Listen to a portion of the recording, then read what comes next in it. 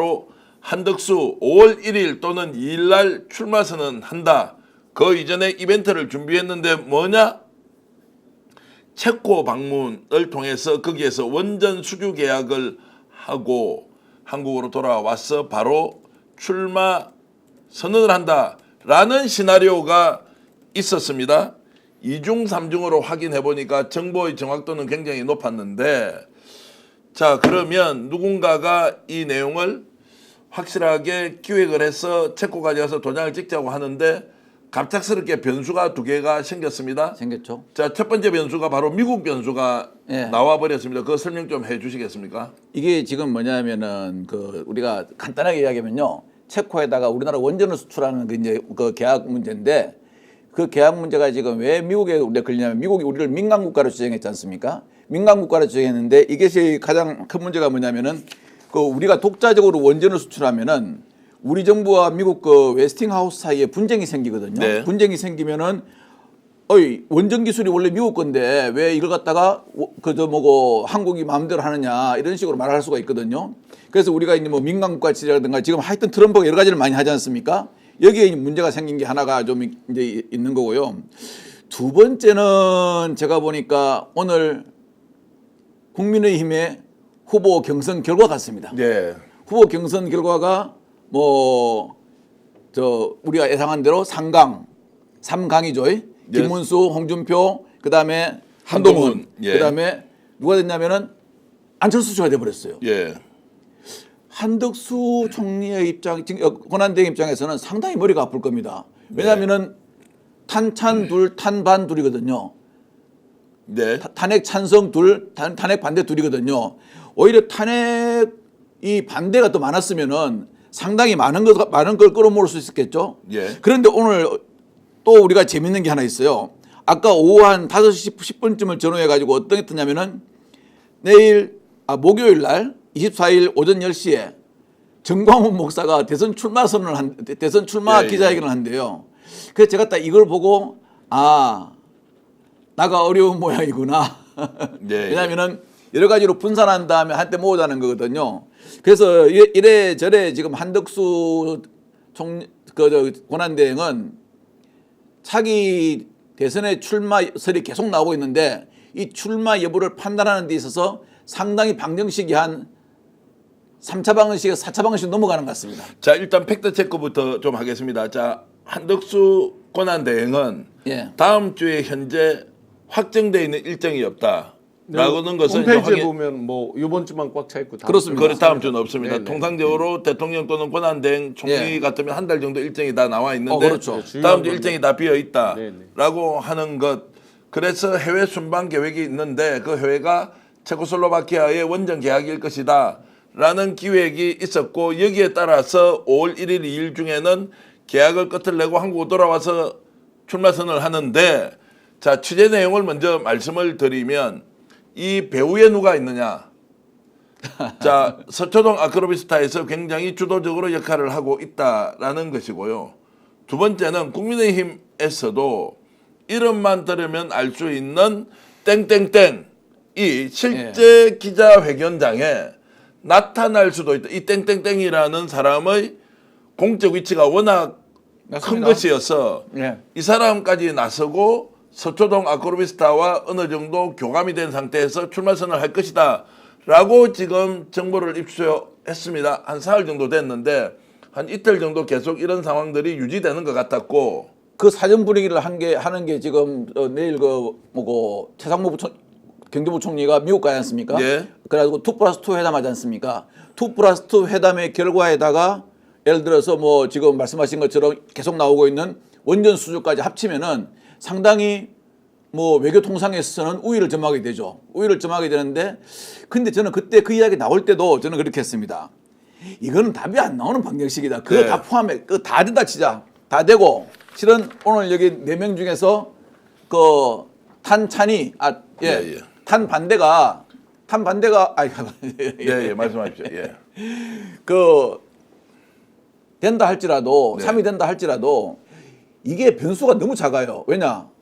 어떤 한 분이 이만한 무대기를 쌓아놓으셨거든요. 예. 12월 3일 날요. 그 무대기가 너무 커가지고 이 수도꼭지로 그 무더기를 다 치우려면요 못 치웁니다. 제가 보기로는 이 소방호스 큰 게 있어야 됩니다. 근데 소방호스가 네. 없어요.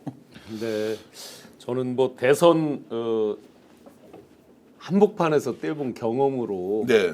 지금 말씀하신 내용들이 개별 각각 조각 퍼즐로는 맞을지라도 한덕수 지금 내란 대행의 출마 결정일은 5월 3일이 될 수밖에 없다. 5월 3일이다. 아무리 앞에서 골백번 결심은 할 수 있어요. 예. 결심을 했다라는 얘기도 많이 나오잖아요. 근데 결심을 100번 뭐 작심삼일도 100번 네. 할 수 있고 다 한 건데 결정적으로 버튼 누르고 본인이 액션을 해야 되잖아요. 왜 제가 5월 3일이라고 단언컨대 어제도 제가 단언을 했습니다. 아침에 뭐 틀릴 수는 있습니다만 뭐 그러면 이제 제가 뭐 그만큼 저희가 정무적 감각이 떨어질 수는 있겠죠. 이유는 간단합니다. 이분은 지금 완전히 종속 변수입니다. 이분이 주가 되질 않아요. 그 어떤 것도. 한번 예를 들어 볼까요? 지금 예를 들어 체코 원전 얘기했죠. 이분이 줍니까? 그게 종속 변수입니까? 아니 종속입니다. 미국의 협상. 예. 종속 변수입니다. 트럼프의 눈치를 다 봐야 되고 그리고 어느 한 가지 아이템이나 한 네. 가지 분야를 놓고 대권이 되는 경우는 있을 수가 없습니다. 대한민국이 그 정도로 취약한 민주주의를 가진 나라가 아닙니다. 네. 그러면 나머지 종속 변수에서 제일 큰 건 정무적 종속 변수입니다. 정무적 종속 변수에서 자 오늘 4명 이제 국힘 결판이 났죠. 일단 4명 4강이라고 부르면 안 됩니다. 예. 4명이 강하지 않기 때문에 그냥 4명이라고 불러야 됩니다. 자 홍준표 제가 며칠 전부터 말씀드렸지만 절대로 단일화하지 않습니다. 이유가 간단합니다. 2017년에 이미 홍준표는 그걸 맛을 봤습니다. 국힘 당원 당규에 답이 있습니다. 네. 국힘 당원 당규에 보시면 대통령 후보로 선출되는 순간 전권을 갖게 돼 있어요. 비상대권하고 비슷합니다. 그렇죠. 우리가 흔히 말하는 그 비상대권처럼 당 지금 비대위원장 체제죠. 원내대표 다 필요 없습니다. 그냥 이 대통령 후보가 완벽한 정권을 가져요. 그러면 딱 후보가 돼서 완벽한 정권을 홍준표 씨가 가졌는데 밖에 사람 뭐 하는데 단일화하자? 왜 합니까? 이미 홍준표 씨는 제가 그 말 이후에 어제 기자들의 질문에 입장을 표명했어요. 네. 안으로 들어오려면 오고 아니면 그렇죠. 말아라. 네. 얘기했습니다. 그럼 더 재밌게요. 좀 더 지금 확률이 높아진 게 오늘 결과를 봐도 확률이 높아진 게 김문수 씨입니다. 결국은 이제 2대2 중에서 그럼 누구한테 몰릴 거냐? 지금 5대5 룰이잖아요. 뒤에는. 요번에는 네. 100% 일반 룰이었죠. 김문수 단일화 할 것 같습니까? 이렇게 얘기했죠. 내가 먼저 단일화 제안하겠다고 그랬죠. 그러면 김문수 씨를 둘러싸고 있는 참모들을 한번 잘 보세요. 전부 내년도 지방선거 목표를 가진 사람들입니다. 김재원 전 최고 어디 갑니까? 자, 박수영 의원 어떤 목표 있습니까? 장동혁 의원 어떤 목표 있습니까? 자, 결론적으로 이렇습니다. 국힘의 시스템은 대선에서 몇 퍼센트를 얻든지 간에 막바로 당권으로 다 도전할 사람들입니다. 당권의 시계가 맞춰 있고요. 자, 그러면 당권 시계가 맞춰 있을 때 다른 세력을 끌어들이면 이게 꼬여버립니다. 여러 가지가.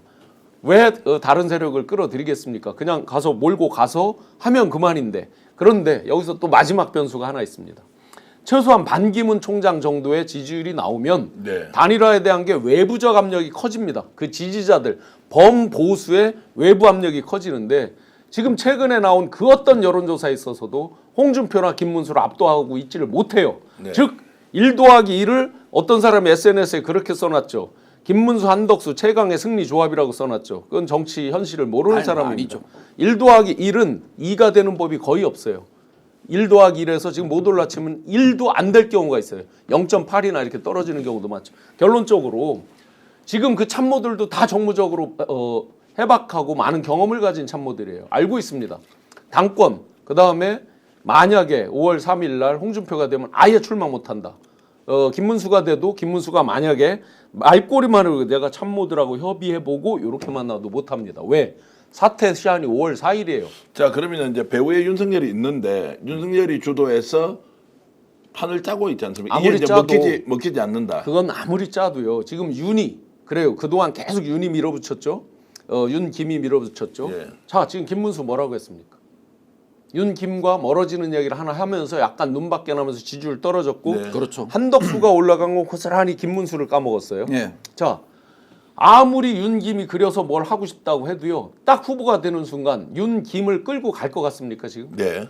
안 끌고 갑니다. 자, 그러면 한덕수 출마 못한다는 쪽으로 지금 보십니까? 아, 저는 지금 이 정도의 지지율 가지고는 예. 모멘텀이 생기질 않아요. 생기질 않는다. 자, 심판이 지금 오염되거나 매수된 심판 성격인데 이 심판복을 벗고 경기장에 올라갈 정도 되려면 옛날 야구 감독 백인천 감독 생각나죠? 예. 본인이 코치도 하고 선수도 뛴 거예요.